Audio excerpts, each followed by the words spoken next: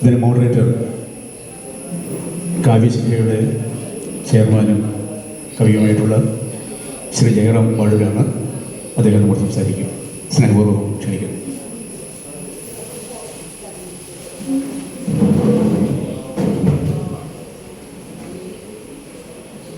ബഹുമാന്യനായ ജയകുമാർ സാർ, വേദിയിലെ വിശിഷ്ട അതിഥികളെ എല്ലാവർക്കും വിനീത നമസ്കാരം. 1973 ഭദ്രദീപം കൊളുത്തിക്കൊണ്ട് മലയാള ചലച്ചിത്ര പിന്നണി ചലച്ചിത്ര ഗാന രചയിതാക്കളുടെ ഇടയിലേക്ക് കടന്നു വന്ന നമ്മുടെ പ്രിയങ്കരനായ കെ ജയകുമാർ സാർ. ആ ഗാനം ഞാനൊന്ന് മൂളി നോക്കുകയാണ്. മന്ദാരമണമുള്ള കാറ്റേ, നീയൊരു സന്ദേശ വാഹകനല്ലേ. മന്ദാരമണമുള്ള കാറ്റേ, നീയൊരു സന്ദേശ വാഹകനല്ലേ. മന്ദാരമണമുള്ള കാറ്റേ, അനുരാഗദൂതിന് പോയി വരും അഭിരാമ രാജമരാമല്ലേ. മന്ദാരമണമുള്ള കാറ്റേ, മന്ദാരമണമുള്ള കാറ്റേ. കേരളത്തിൻ്റെ കലാ സാംസ്കാരിക സാഹിത്യ ഭരണ രംഗത്ത് നിൽക്കുമ്പോൾ തൻ്റെ തട്ടകം കവിതയാണ് എന്ന് ഒക്കെ പറയാൻ ആഗ്രഹിക്കുന്നവരാണ് നമ്മുടെ കെ ജയകുമാർ സാറിന്റെ ഏറ്റവും വലിയ സവിശേഷതയായിട്ട് തന്റെ ചന്ദനരേഖ സുഗന്ധമുള്ള വരികളിലൂടെ ഗാനരചയിതാവ് പേര് നമ്മുടെ ആലങ്കോട് ലീലാകൃഷ്ണൻ മാറ്റി എഴുതിയിട്ടുണ്ട്. ഗാനകവി എന്നാണ് അദ്ദേഹം വിശേഷിപ്പിക്കുന്നത്. അപ്പോ ഗാന കവികളിൽ ഏറ്റവും മികച്ച ഒരാളായി അറിയപ്പെടുന്ന ഒരു കവിയാണ് നമ്മുടെ പ്രിയപ്പെട്ട ജയകുമാർ. അദ്ദേഹത്തിൻ്റെ 1996 പ്രസിദ്ധീകരിച്ച ഒറ്റപ്പെട്ടവൻ്റെ പാട്ടിൽ നിന്നും 2020 പിങ്കളകേശരിയിലേക്കും 2024 സൂചികളില്ലാത്ത ക്ലോക്കിലേക്കും ഒടുവിൽ 1926 ജനുവരിയിൽ പുറത്തിറങ്ങിയ പനിയിലേക്കുമുള്ള ആ വളർച്ച ശ്രദ്ധിക്കപ്പെടേണ്ടതാണ് എന്നുള്ളത് നമുക്കെല്ലാം അറിയാം. അദ്ദേഹത്തിൻ്റെ പിങ്കളകേശിനി എന്ന സമാഹാരത്തിൽ ഇവിടെ ചൊല്ലിയ ഒരു കവിതയുണ്ട്. വാക്കിൻ്റെ വിത്ത് മുളയ്ക്കാത്ത ഭൂമിയിൽ വിളയുമോ പ്രണയവും ആലിംഗനങ്ങളും. ഈ വാക്ക് സത്യം, ഇതാണെൻ്റെ മാംസം, ഇതാണെൻ്റെ രക്തം, ഇത് നക്ഷത്ര സാക്ഷ്യം. ഈ വാക്കിലുണ്ടെൻ്റെ ഹൃദയം വിലാപവും ഇത്രനാൾ നീട്ടിയ കാമമന്ത്രങ്ങളും എന്ന് അദ്ദേഹം എഴുതുന്നു. നീതിയാണ് ഈ സമൂഹത്തിലെ ഏറ്റവും മുറിവേൽക്കപ്പെട്ട ദേവത എന്ന് അദ്ദേഹം പനി എന്ന സമാഹാരത്തിലെ തൻ്റെ സത്യവാങ്മൂലത്തിൽ വെളിപ്പെടുത്തുന്നു. അതിൻ്റെ നേർചിത്രമാകുന്നവയാണ് ജയകുമാർ സാറിൻ്റെ കവിതകളെന്ന് നിസ്സംശയം പറയാം.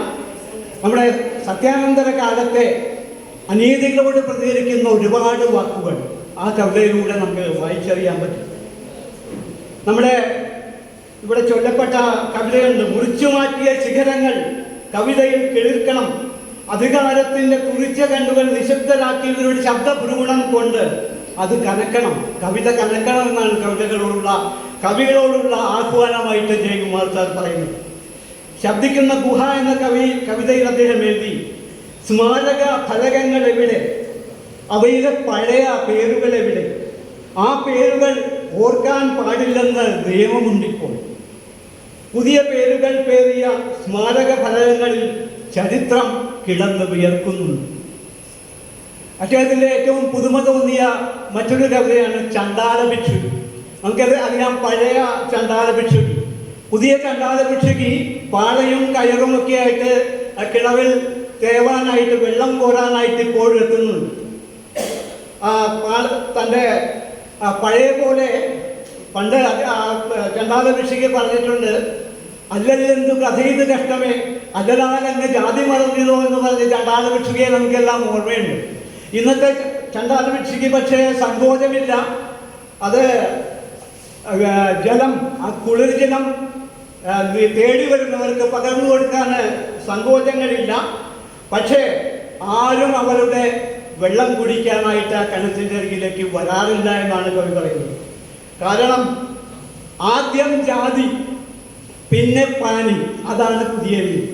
ആദ്യം ജാതി പിന്നെ പാനി, അതാണ് പുതിയ രീതി. തഥാഗതനെ തേടി പടിയിറങ്ങയല്ലാതെ അവർക്ക് ഗത്യന്തരമില്ല. തഥാഗതനെ തേടി പടിയിറങ്ങുകയില്ലാതെ അവൾക്ക് ഗത്യന്തരമില്ല. ഇങ്ങനെയാണ് ചണ്ടാല ഭിക്ഷുകി അവസാനിക്കുന്നത്. നമ്മുടെ സൂചികളില്ലാത്ത ക്ലോക്ക് എന്ന സമാഹാരത്തിൽ നല്ല ഒരുപാട് കവിതകളുണ്ട്. ഇത് വ്യാധി പടരുന്ന കാലം, വഴിനീള വേതാള ഭീതിതൻ മൗനം, വായ്മൂടി വെക്കേണ്ട കാലം, വാക്കുകൾ തൊണ്ടയിൽ പിഴയുന്ന കാലം, ഉടുതുണിയില്ലാതെ രാജാവ് നിൽക്കവേ നാവനങ്ങരുതാത്ത കാലം. ഉടുതുണിയില്ലാതെ രാജാവ് നിൽക്കവേ നാവ് അനങ്ങരുതാത്ത കാലം. അങ്ങനെ ആ സമാഹാരത്തിൽ നമുക്ക് വ്യത്യസ്തമായ കുറച്ച് കവിതകൾ കൂടിയുണ്ട്.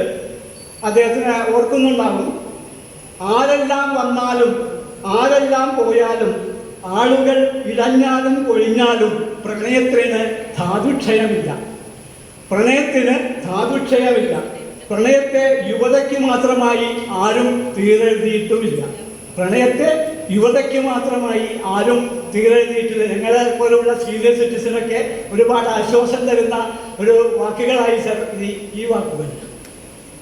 നമ്മുടെ പിങ്കളകേശനിയിലെ തീത്തെയ്യം പറയുന്നുണ്ട്, കിണറില്ല പുഴയില്ല കുളവുമില്ല, കിണറില്ല പുഴയില്ല കുളവുമില്ല, വാക്കില്ല വെള്ളം, വിഷമില്ല വെള്ളം കുടിക്കാനില്ല, വിതയില്ല വളമില്ല വിളയുമില്ല, മണ്ണിലും കനിവിൻ്റെ ഈർപ്പമില്ല, മണ്ണിലും കനിവിൻ്റെ ഈർപ്പമില്ല.